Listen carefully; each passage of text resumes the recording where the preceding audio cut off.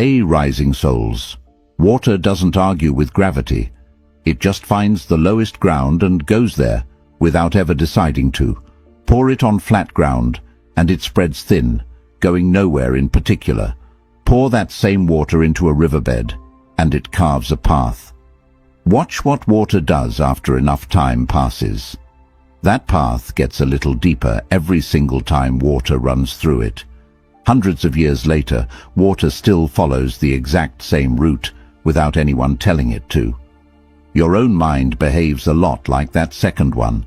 A thought you've repeated, a fear you've rehearsed 100 times, an old story you keep telling yourself in the quiet moments. None of that disappears once it's said. It carves a channel a little deeper each time. And once that channel is deep enough, new thoughts stop looking for a different route. They just fall into the one already there. Your life 5 years from now isn't waiting somewhere for you to arrive. It's being built right now by the decisions you keep repeating this week. The future doesn't show up all at once, wrapped and ready. It arrives disguised as today's habits, over and over, until one day it's simply the life you're living. We often treat our circumstances as the whole problem. New job, new house, more money, and surely the water will find a better path on its own. It usually doesn't, not without help. The new path gets dug on purpose, by someone willing to pick up a shovel before the water ever arrives. That's what this video actually is. Not a speech you'll forget by tomorrow morning. A shovel. It's strange how one sentence someone heard at 12 can still be making decisions for them at 30. I'm just not a morning person. I always quit things halfway through. Small sentences like that rarely feel dangerous at first, but every time they get repeated, the channel gets a little deeper, until the sentence isn't really an opinion anymore. It just feels like fact. Rivers do change course sometimes, though. It takes real effort on purpose, again and again, until the new path finally runs deeper than the old one. Nobody carved the old channel in a single afternoon either. It took years, one small repeated thought at a time, which means the same slow method that built it can also unbuild it. A dry riverbed still holds the shape of water, even years after the water stopped flowing. Walk along one sometime and the old path is obvious, carved right into the rock, waiting for rain that hasn't come in a long time. That's what an old belief looks like too most days. Not active exactly, just shaped and ready to fill back up the moment something reminds you of it. Nobody hands you a map of your own mental channels either. You find them the hard way, usually by noticing the same argument, the same excuse, the same quiet giving up, showing up again in a slightly different outfit. It's easy to assume each situation is new, unrelated to the last one. Often it's the same channel, wearing a different name. Today, one clear way to start digging. A way to test whether a belief you've carried for years was ever actually true. Then 4 more, one at a time, each one cutting a slightly different kind of channel. If you're ready to dig instead of just wishing the water moved differently, hit that like button now. Drop a comment with one word for the old path you're most ready to leave behind. Subscribe if this is your first time here, and stay through the whole thing. The first idea only really lands once you understand what comes right after it. Type your answer below. One word for the belief you're ready to leave behind. My mind is trainable. Number 1. Reality flip. Live as if your limiting belief is already false. Burn your hand on a stove once, and your mind remembers that stove for years. Not because it decided to, because pain is an efficient teacher, and it doesn't wait for your permission before leaving a mark. Beliefs get built the exact same way, minus the pain most of the time. Say, I'm not disciplined enough times, quietly, to yourself, and your mind starts treating it less like an opinion and more like a fact carved into the wall. The mistake starts much earlier than you'd expect, though. It's not the belief itself doing the damage. It's what happens after the belief moves in. Your mind stops checking. It stops asking whether the sentence was ever actually true. Instead, it starts hunting for anything that agrees with it and quietly looking away from anything that doesn't. A missed deadline gets filed as proof. A late start to the morning gets filed as proof. Meanwhile, the mornings you did get up early, the tasks you did finish on time, those get treated like exceptions, not evidence. None of us catches this while it's happening. That's the part nobody notices. We just keep collecting support for a story we never actually chose, the way you stop hearing a hum in a room after enough time in it.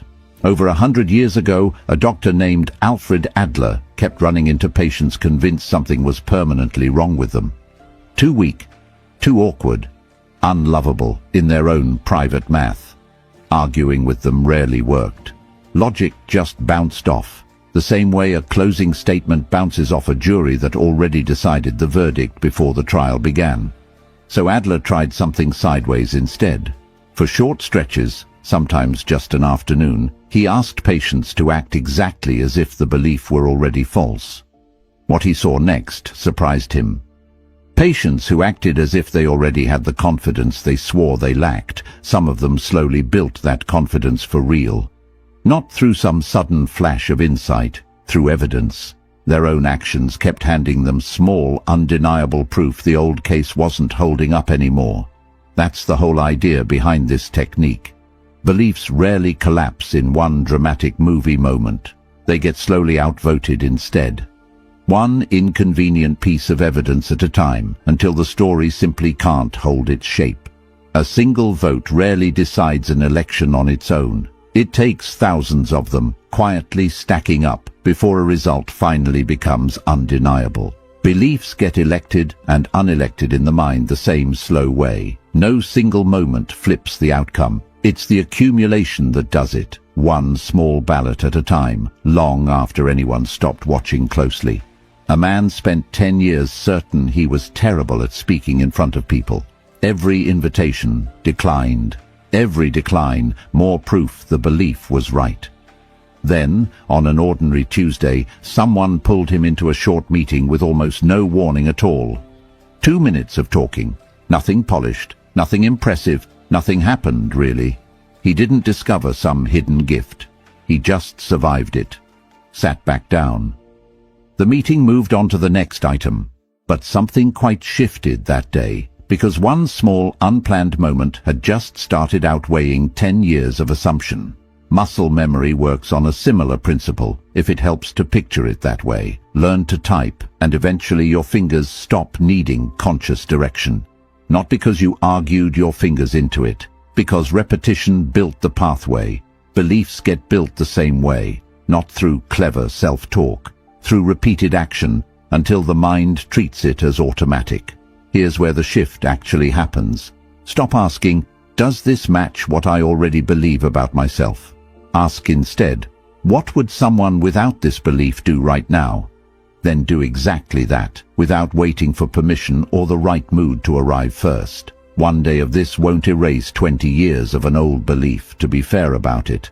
But strung together across a week, a month, the small contradictions start outpacing the old case faster than it can keep up.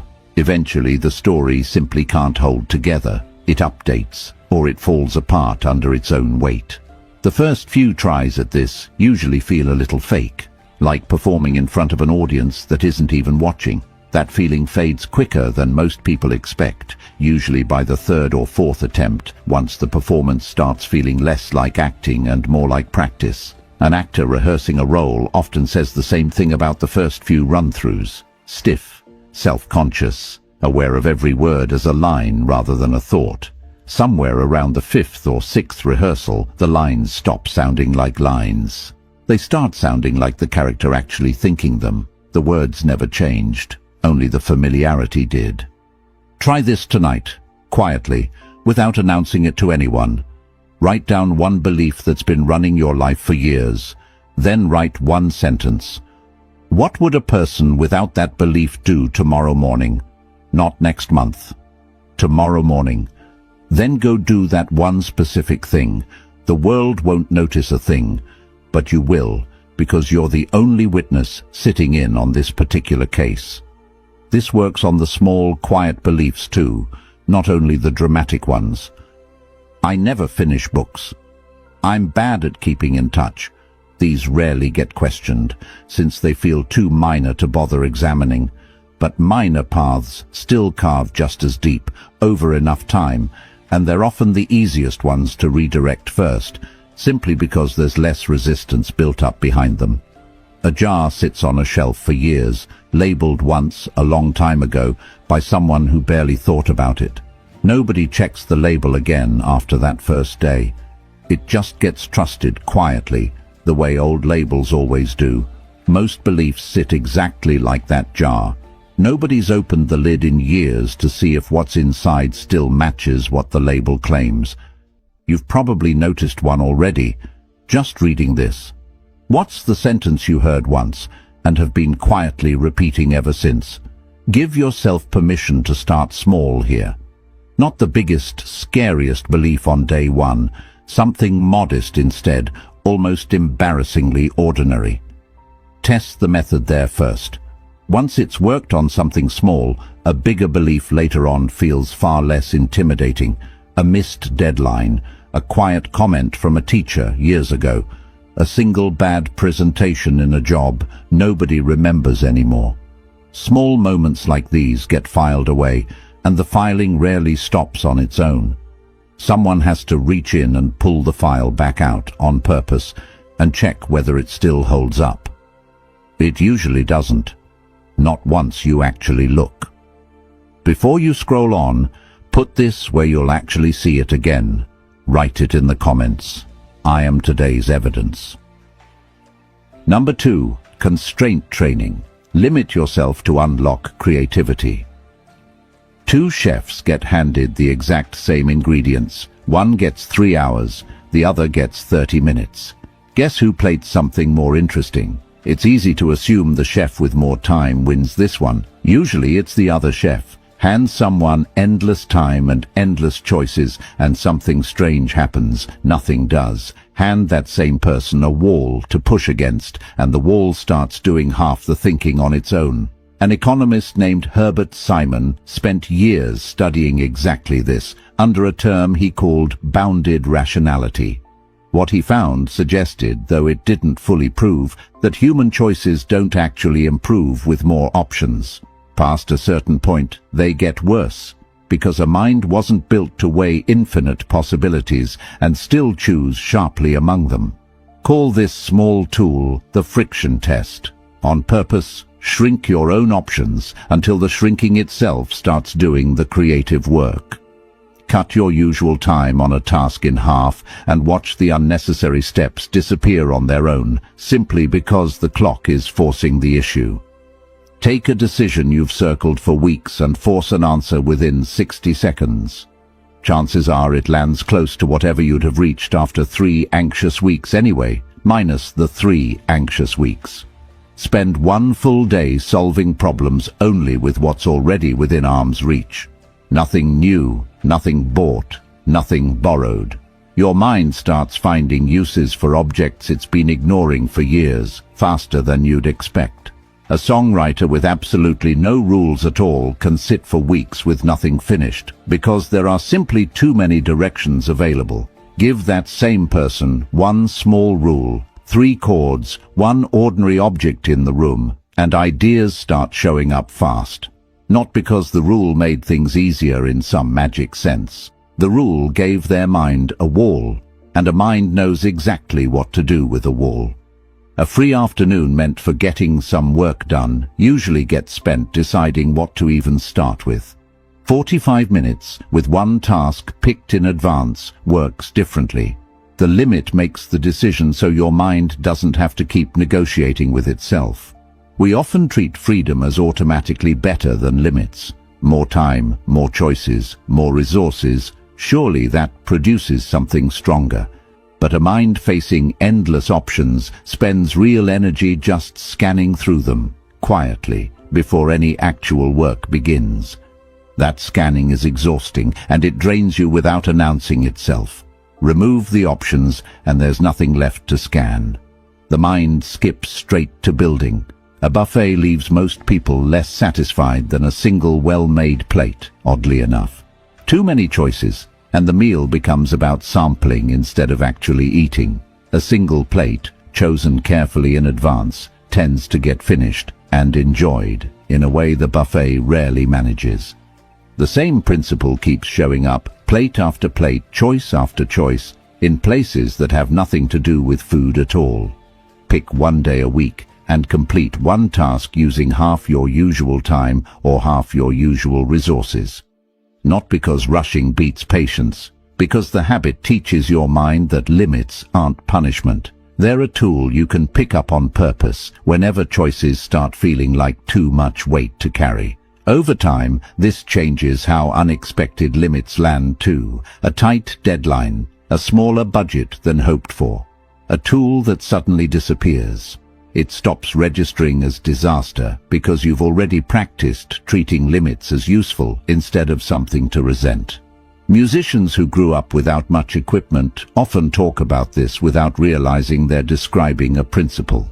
One guitar, no effects pedals, a bedroom with thin walls that meant playing quietly or not at all. Some of the most interesting sounds in music history came out of rooms exactly like that, not despite the limits, but because of them. A constraint aimed at nothing, to be fair, is just an obstacle. If it doesn't point towards something you actually care about, you're just making life harder for no reason. The goal was never suffering. The goal is energy, redirected somewhere that matters. There's a difference between a fence and a wall worth noticing here. A wall stops movement entirely. A fence just marks a boundary, and inside that boundary, movement happens faster, not slower, because there's no wandering into open space, wondering where to go next. The friction test is closer to a fence than a wall. It marks an edge. It doesn't lock a door. Where have you been drowning in options lately? Career direction. What to cook tonight? Which project gets your attention first? Cut it in half, arbitrarily if you have to, and notice what your mind does with what's left. A closet full of clothes and still nothing to wear. Anyone who stood in front of one knows the feeling. Too many options quietly become the same thing as no options at all, because choosing among 50 things takes real effort. The same kind of effort that could have gone toward getting dressed and moving on with the day. Cut that closet down to 10 pieces and something strange happens. Getting dressed stops being a decision. It becomes a formality. Nothing lost except the exhausting scanning that never actually helped in the first place. Let's see how many of you actually mean it. Comment this one and prove it this week. Limits build me. Number 3. Perspective roulette. See your life through 5 different eyes. A man sits alone in a room, furious. Not at anyone specific, just furious the way a day gone sideways one too many times tends to leave someone. Then he imagines a stranger watching him through the window. Someone with zero context, zero history, just observing a man alone, angry at something invisible. The anger gets smaller, not gone, smaller. That man was Marcus Aurelius, a Roman emperor, and he wrote versions of this exact exercise into his own private notebooks nearly 2,000 years ago. He wasn't avoiding his feelings. He was trying to actually see them, and seeing clearly usually takes a little distance first. Call this perspective roulette. Spin the same problem through a series of unfamiliar seats until one of them shows you something the others couldn't. Pick one unresolved situation right now, something real, small enough to actually work with. Walk it through 5 lenses, slowly, one at a time. The stranger's eyes first. Someone who's never met you, watching this unfold from across the street. None of your history attached. Stripped of your own self-judgment. Does the problem still look as large as it felt from inside your own head? The mentor's eyes next. Someone whose judgment you genuinely trust, considering this exact issue. What would they actually say, weighing their own priorities instead of your worry? The future self, 10 years out. someone who's already lived through whatever comes next, who already knows how this chapter ends. What would they want you to notice right now, something you're currently standing too close to see?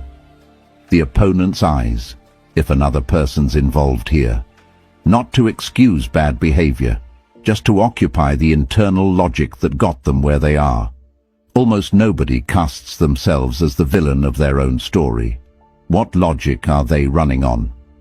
Two witnesses to the same accident often describe completely different versions of what happened, not because one of them is lying, but because each one stood in a different spot, noticed different details, carried a different set of assumptions into the moment.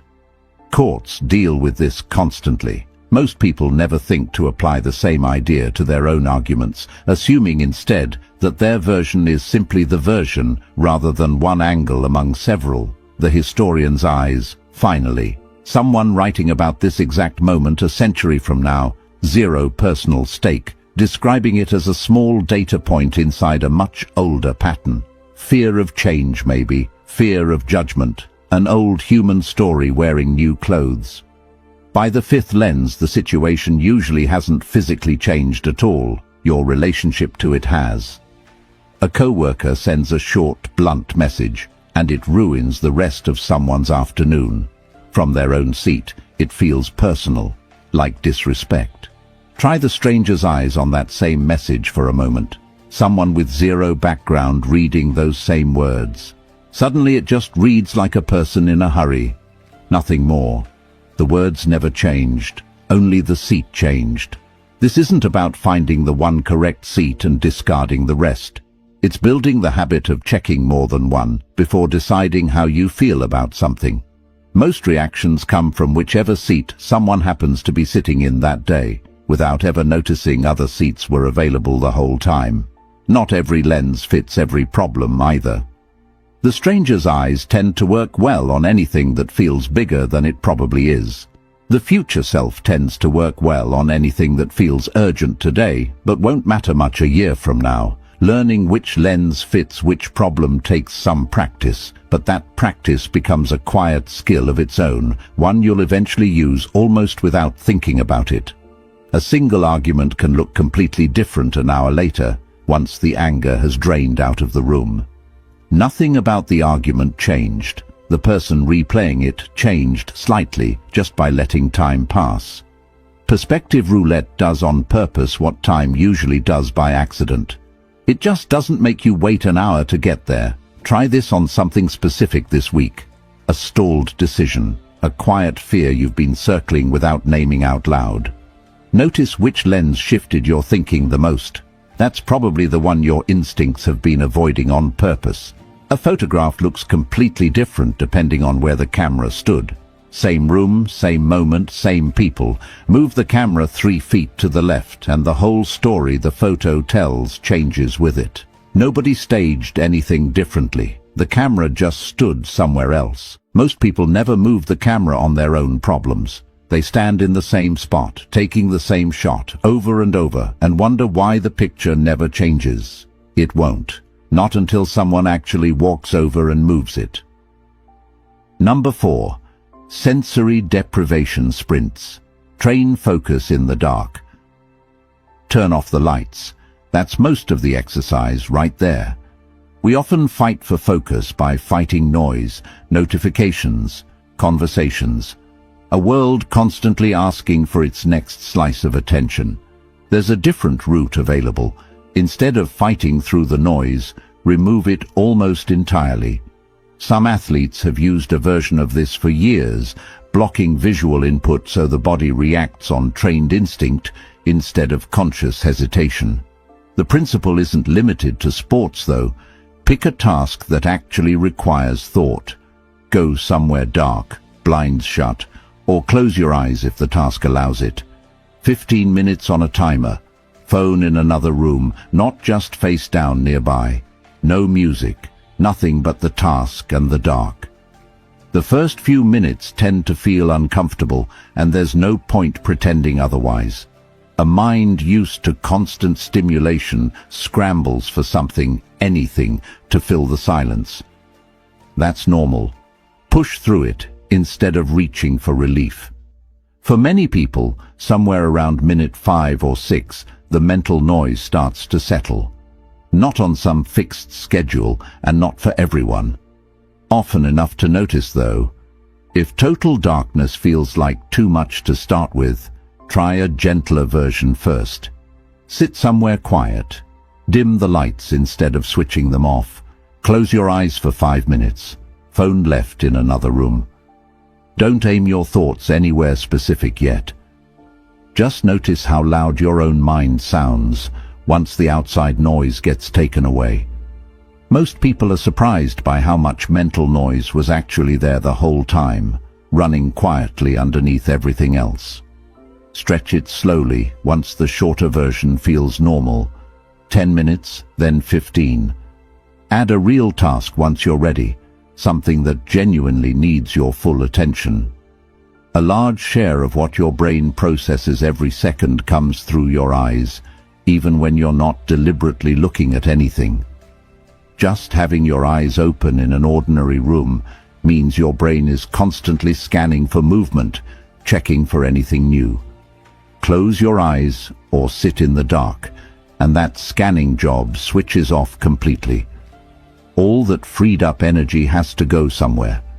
Usually, it goes straight toward whatever task you've handed it, assuming you handed it something at all. This tends to feel harder for anyone who spends most of the day staring at screens. A mind used to constant visual input notices the sudden absence almost immediately, and it can feel unsettling at first, even a little boring. That reaction usually fades within the first few sessions. Give it a fair week before deciding whether it works for you. Pilots training for instrument flying sometimes practice with limited or blacked-out vision on purpose, learning to trust the instruments in front of them instead of what their eyes think they're seeing. The exercise sounds unrelated to sitting quietly in a dark room at home, but it comes from the same idea. Remove one kind of input, and the mind gets sharper at using what's left. Run these 3 or 4 times this week, even briefly. Pay attention to the strange, lingering quiet that tends to follow for an hour or 2 afterward. Attention remembering, briefly, what it feels like to hold just one thing at a time. A library reading room has a particular quality to it that most workplaces don't. Not silence exactly, since pages turn and chairs shift. Something about the low light and the absence of ringing phones seems to invite a kind of focus that's hard to find anywhere else. People have known this for centuries without needing a study to confirm it. The dark room exercise borrows the same instinct, just stripped down to its simplest possible version. Nothing changed on the surface, at least nothing anyone watching would notice. The timer stopped.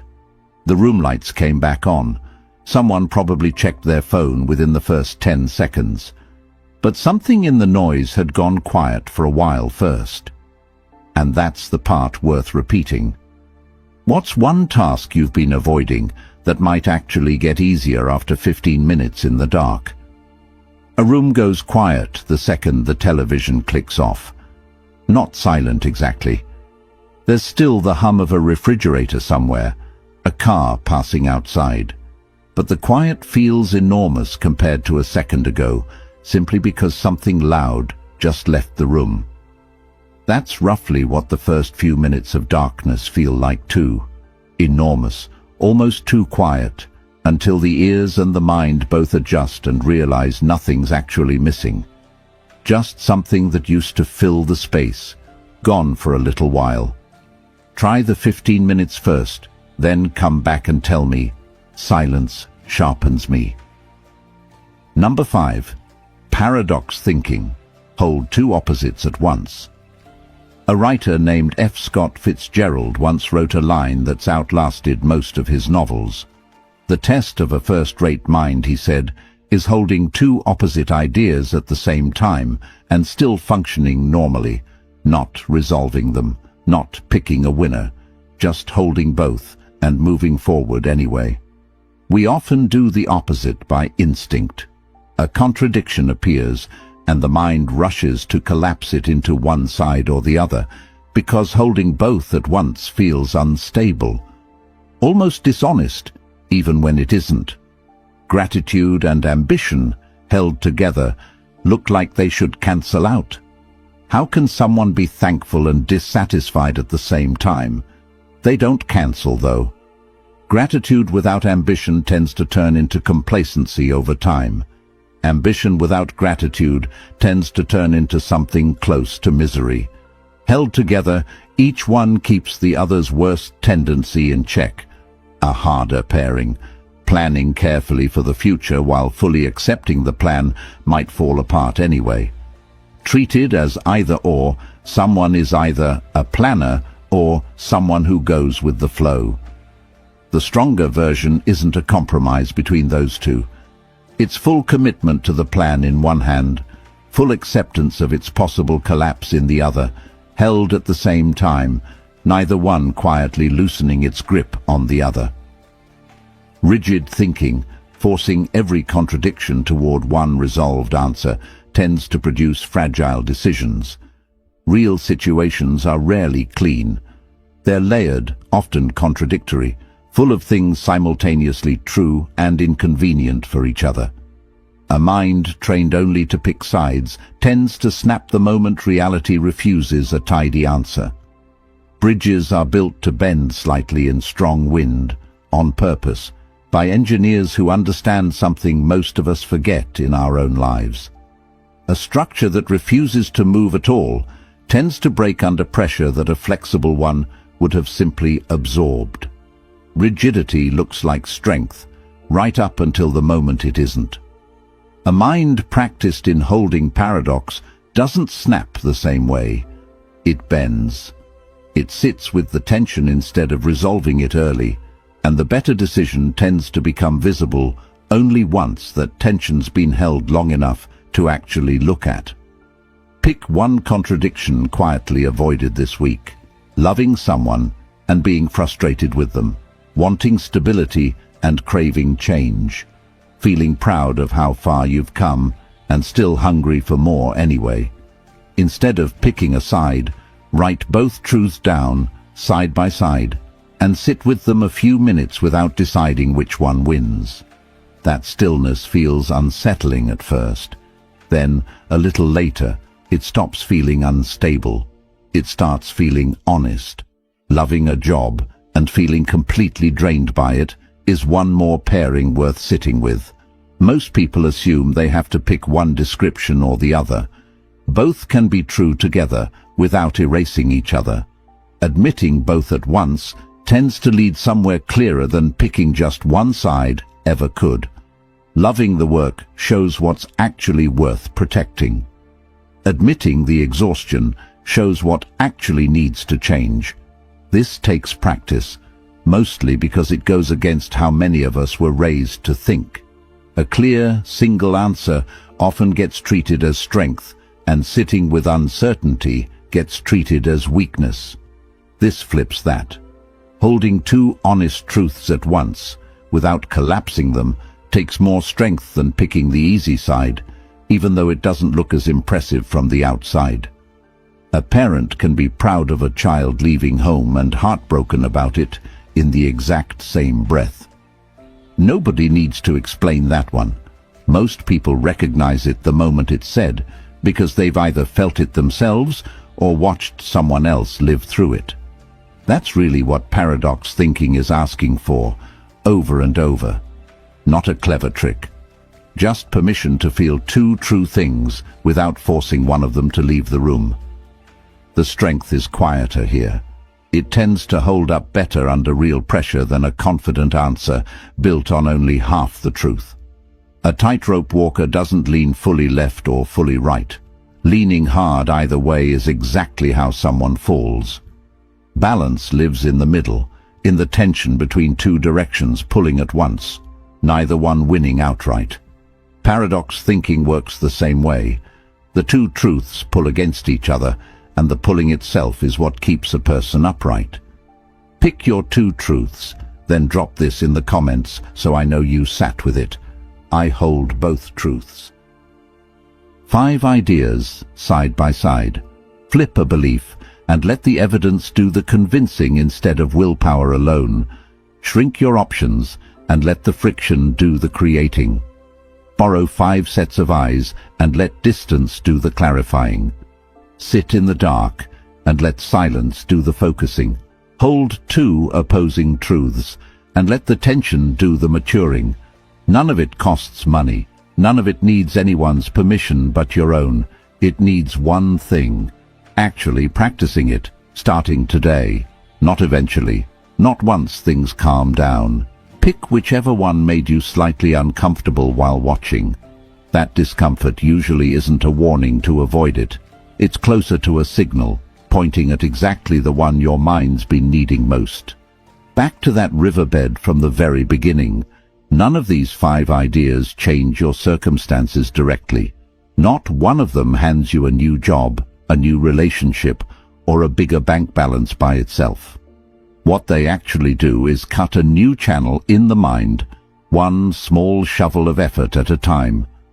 Once that channel runs deep enough, thoughts start falling into it automatically, the same way water always finds the lowest ground, without ever needing to be told where to go. That's the real difference between people who eventually build something extraordinary and people who spend years wishing for it instead. It was never about luck arriving at the right moment. It was digging quietly and consistently, long before anyone else noticed the work being done. Motivation almost never shows up first, if we're being honest. It usually shows up after the digging's already started, once the first small piece of proof appears, showing that something is actually working. Waiting for motivation before beginning is a little like waiting for a riverbed to dig itself. It won't. The digging comes first. The feeling tends to follow once the new path starts proving itself. A garden looks like nothing at all for the first few weeks. Dirt, some seeds, maybe a little green poking through if you're lucky and patient. Nobody stands over a garden in week 2, disappointed that it isn't a garden yet. They already know what's coming because they understand how gardens work. Minds work on a similar timeline, even though almost nobody extends them the same patience. The channel's being dug the entire time, even during the weeks that look like nothing at all is happening. If any part of this landed, share it with someone stuck inside an old story right now. Subscribe if this is your first time here. This channel exists to keep sharpening minds exactly like yours. Train the mind the way you'd train anything worth training. Deliberately, without waiting for motivation to show up on its own first. An extraordinary life was never about extraordinary luck. It's an ordinary mind, trained a little differently than most people ever bother to try. Nothing about today looks different from yesterday, probably. Same room maybe, same routine waiting outside this video, but one channel, somewhere in there, just got a little less certain of itself than it was 20 minutes ago. That's usually where it starts. Quietly, without anyone else in the room noticing a thing. Last one. Tell me which of the 5 you're starting with, then leave this below. I dig my own path. I'll see you in the next one.